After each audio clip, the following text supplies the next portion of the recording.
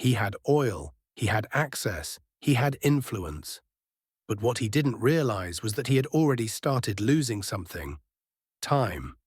This story begins in Venezuela, a country rich in oil, poor in predictability, and ruled by systems that rarely explain themselves. Nothing announces the shift, nothing comes with a warning. But this is not the story of a country. This story collapses into one name: Alejandro Rivas. Alejandro was not a politician. He was not an ideologue.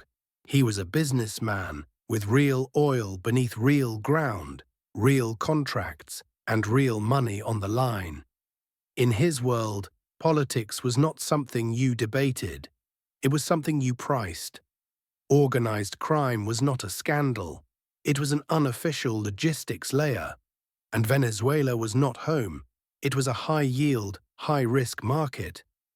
Alejandro believed something very simple: as long as there is oil, every crisis can be managed. That belief was reasonable, logical, defensible. That's exactly why it failed. The first problem did not arrive as a law. It arrived as delay. Signatures slowed, permits stopped moving, meetings ended without answers. Nothing was denied, everything was postponed. This was not prohibition, it was pressure. The system was not blocking Alejandro, it was telling him, you can keep operating, just not at full speed, and speed matters, because oil can sit underground. But debt cannot. Alejandro ran the numbers. If this drag continued, margins would compress. Cash cycles would stretch. Refinancing would become more expensive. He saw the problem clearly. And he chose the rational solution.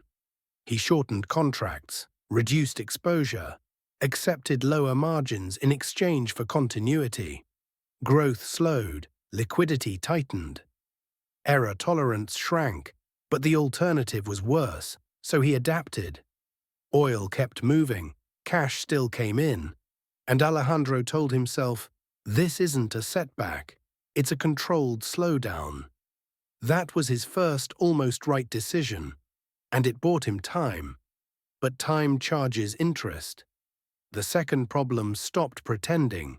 On paper, the route from the oil fields to the port was open. In reality, it belonged to a parallel system. No contracts, no legal protection, no guarantees, only expectations. Alejandro understood the math. If he didn't pay, shipments would stall, penalties would trigger, long-term buyers would disappear. If he did pay, margins would erode, fixed costs would inflate, liquidity would weaken. This was not extortion, it was compounding dependency. Once you enter, the price never goes down. It only renegotiates itself. He paid. Not out of fear, but because stopping would kill cash flow faster than paying. And again, the decision worked. Tankers moved, exports continued. His net worth grew on paper, but something fundamental changed. Every dollar he earned now carried an invisible claim. Alejandro was no longer selling oil. He was renting stability, and stability inside unstable systems becomes more expensive over time. The third problem did not come from politics. It did not come from the streets. It came from the model. Alejandro had accounted for everything: political drag, shadow costs, tightening liquidity.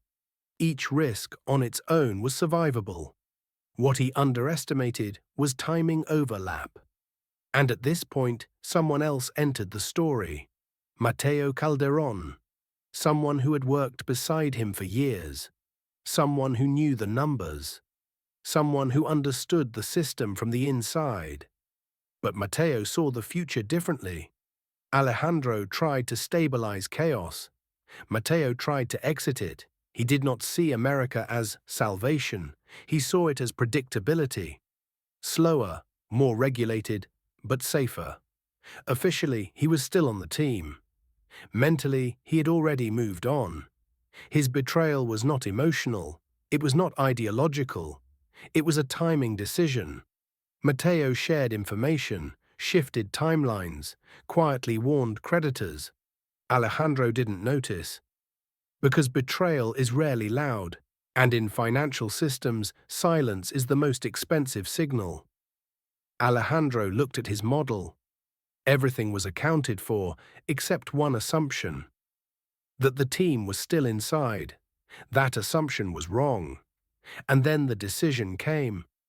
One more quarter of production, one more quarter of pressure, one more quarter to recover. The decision was not reckless, it was justified, defensible, which made it dangerous. Because the ground had already shifted.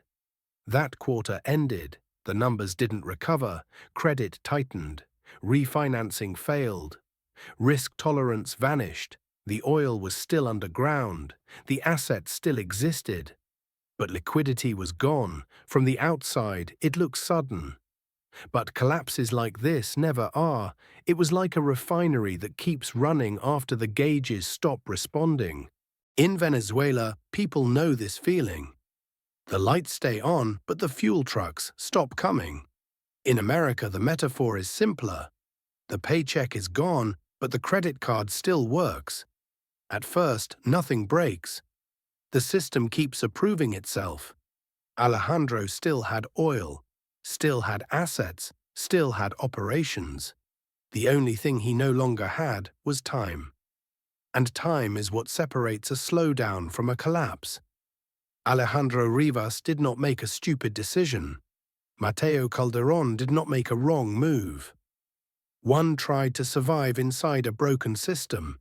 The other tried to leave a broken system. Both were reasonable. At the same time, and that's the problem, because sometimes collapse is not caused by bad decisions. It's caused by two reasonable decisions made simultaneously inside the same system. Almost right. So here's the question: would you stay inside a broken system and try to stabilize it, or quietly move to a more predictable one? Assets are not cash. The next story doesn't begin with chaos. It begins with applause. And there's no exit. This time, no one is looking for one. This time, the door never opens.